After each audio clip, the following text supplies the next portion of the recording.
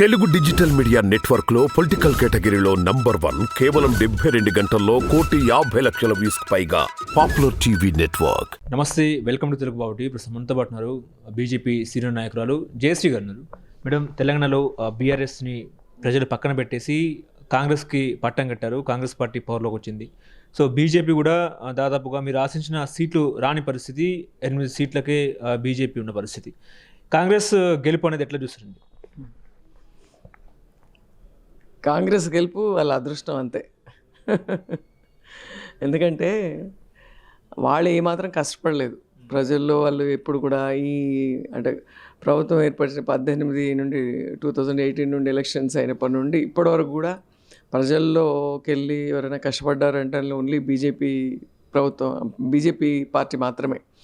Day 1 నుండి కూడా క్రితము 5 సంవత్సరాలు చేసిన కార్యక్రమాలలో ఎలాంటి నష్టం జరిగింది, తర్వాత ఇప్పుడు మళ్ళీ చేసే కార్యక్రమాలలో ఏం చేయకూడదు అని అన్న దాని మీద కానీ, చేస్తున్న దాంట్లో ల్యాప్సెస్ ఏమున్నాయి అన్నీ రకరకాలుగా, అంటే 317 జీవో తీసుకున్నా, కాళేశ్వరం ప్రాజెక్ట్ మీద తీసుకున్న, తర్వాత లిక్కర్ స్కామ్ మీద తీసుకున్నా కూడా, ఇంకా రైతులకు ఎంఎస్పి రేట్ ఇవ్వకపోవడంలో చూసుకున్న, అమ్మాయిలకు ఉద్యోగం లేకపోతే ఆమె సూసైడ్ చేసుకుంటే ఆమెకు తరపున మద్దతు తెలుపుతూ వాళ్ళకు ధర్నాలు చేస్తూ, ఉద్యోగాలు ఇవ్వనందుకు ఇవి నోటిఫికేషన్ల ద్వారా టీఎస్పీఎస్ ఇష్యూస్ మీద ఏదైనా తీసుకోండి. అంటే ఒక కార్యక్రమం తీసుకుంటే, అంటే ఒక పని వాళ్ళు చేస్తున్నారంటే దాంట్లో చేసిన తప్పులన్నింటినీ కూడా చూపించి అది వాళ్ళు సరి చేసుకునే లెవెల్ దాకా మేము ఉద్యమాలు చేసుకుంటూ పోయినాం. రకరకాలుగా ధర్నాలు అనుకోనివ్వండి, ముట్టడులు అనుకోనివ్వండి, ఇంకా రకరకాల కార్యక్రమాలు, ఎన్నో రకాల కార్యక్రమాలు తీసుకొని ఒక తప్పు జరుగుతుంది అని అంటే వాళ్ళు మళ్ళీ దాని కరెక్షన్స్, ఆర్టీసీ ఎంప్లాయీస్ అనుకోండి, ఇవన్నింటినీ వాళ్ళు రియాక్ట్ అయ్యి అరే ఇదేదో మా గొంతు మీదకి వచ్చేటట్టు ఉన్నదని భయపడి మళ్ళీ సరి చేసుకోవడం, ఇలా చేసే రకంగా భారతీయ జనతా పార్టీ మొత్తంగా 4-5 సంవత్సరాలలో మొత్తం కష్టపడింది.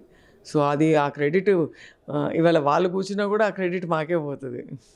అంటే బీజేపీలో ఇప్పటికి కూడా బండి సంజయ్ ఉంటే అధ్యక్ష పదవిలో మీరు ఖచ్చితంగా అధికారంలోకి వచ్చే అవకాశం ఉండేనా అంటే ఏం చెప్తారు? అంటే అది సిచ్యుయేషన్ని బట్టి వస్తుందండి. ఇప్పుడు ఎందుకంటే ఇప్పుడు ఈ కార్యక్రమాలన్నీ చేయడం గురించి మాట్లాడినప్పుడు, అప్పుడు 2018లో లక్ష్మణ్ గారు అధ్యక్షులు ఉన్నారు ఒక సంవత్సరం దాకా, తర్వాత 3 సంవత్సరాలు బండి సంజయ్ గారు ఉన్నారు, ఇప్పుడు క్రితం సంవత్సరం ఈ 6 నెలల నుండి కిషన్ రెడ్డి గారు ఉన్నారు. సో అన్ని కార్యక్రమాలు ఈ ముగ్గురి అధ్యక్షుల పదవుల టైంలో జరిగింది. మేజర్ పీరియడ్ ఉన్నది ఏంటి అంటే బండి సంజయ్ గారు ఉన్నారు, వారి పీరియడ్లో యాక్టివ్గా పార్టిసిపేట్ చేయడం జరిగింది. సో అది తీసుకుంటే దాని రియాక్షనే ఇంత బీఆర్ఎస్కు అగెనిస్ట్గా, అంటే వాళ్ళు చేసే కార్యక్రమాలు ప్రజాబద్ధంగా లేవు, ప్రజాస్వామ్యబద్ధంగా లేవు అన్న విషయం తెలియజెప్పడం, ఏవి ప్రజలకు అనుకూలంగా చేయట్లేదు, వాళ్ళే ఇష్టారీతిగా చేస్తున్నారన్న విషయాలన్నీ కూడా బండి సంజయ్ గారి ద్వారా బయటపడ్డాయి. సో దాన్నే మనము బీజేపీ ఎప్పుడు కూడా ఒక నాయకుడిని మొత్తానికి అంటే కేంద్రీకరించి పని చేయదు. సో దాంట్లో ఆ పార్టీలో ఇంకొక యువ నాయకుడు ఉంటే ఆయన కూడా చేసాము. వారు యువకుడు, థర్స్ట్, అంటే ఖచ్చితంగా పనిచేయాలి, కసి అంటాం చూడండి, ప్రజల కోసం పనిచేయాలన్న కసి ఉన్నవాడు కాబట్టి తను చేయడం జరిగింది. సో ఇంకా దాన్ని ఆ రిపర్కేషన్స్ అన్నది ఎలా ఉంటుంది, ఉంటే బాగుండేదేమో అని అనుకుంటే ఉంటే బాగుండేదేమో, లేకపోయిన దానివల్ల తను ఉంటే కూడా ఇలాంటి మార్పులు ఏమైనా వచ్చేవో మనకు తెలియదు.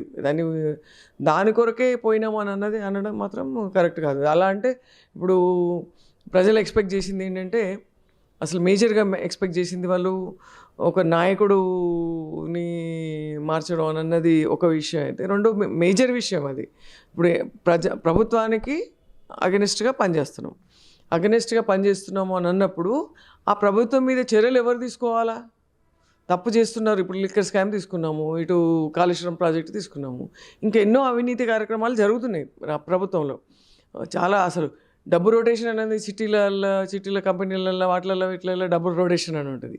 ఇక్కడైతే వీళ్ళు ప్రభుత్వాలలోనే డబ్బుల రొటేషన్ చేస్తున్నారు, భూములు అమ్ముతున్నారు, రకరకాలుగా చేస్తున్నారు, 311 జీవో ఇవన్నీ చేస్తున్నప్పుడు వాటి మీద యాక్షన్ ఒక సెంట్రల్ పార్టీ మీరున్నప్పుడు ఎందుకు తీసుకోవట్లేదు అని అన్నది ఒక మేజర్ అలిగేషన్.